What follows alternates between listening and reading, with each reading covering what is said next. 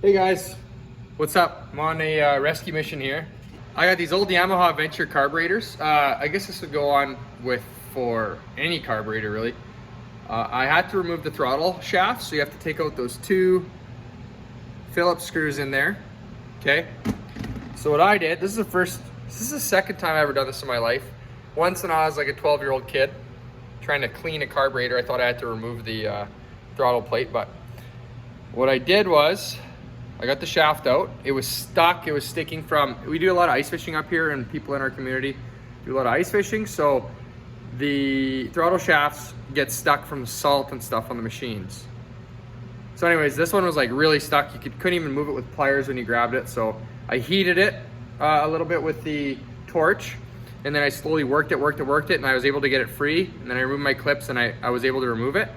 But what I did wrong was, you have to remove the butterfly plate and you're removing the shaft. So what you want to do, if you ever have to do it, is don't just take these screws out. Don't just take those screws out, but I'm going to open this. What you want to do is open your throttle valve. Come on, boy. And see the backs of the screws? They're actually, it's gonna be hard to show you on here, but they're crimped. They're like pressed in a little bit. So what I was doing is I was backing the screws out, and they're halfway through the holes, and they're coming out nice, and I'm putting good weight on it using my JIS number 2. It's probably a JIS number 1 for that though. Special Phillips screwdriver, for those of you who don't know, get it. JIS number 1. And so they started binding, and those little tiny screws, they just broke.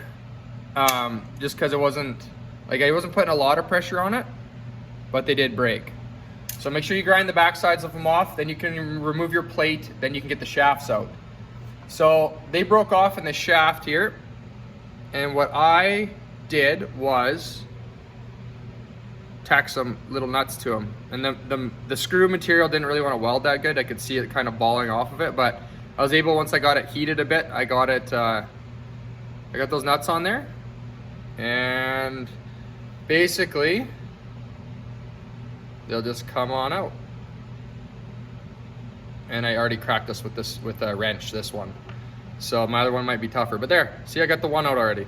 And then I had these other little screws I sitting in stock, but you might have to order new screws. But this specific carburetor doesn't even have parts online. Otherwise I probably would have ordered a new shaft, because it is slightly bent too. And but I'm gonna straighten it and get this one done, as you can't get parts for it. So that's how you take the throttle plates off. Make sure you take a file in there or a die grinder or something, and take the backs of the screws off so you don't mess them up.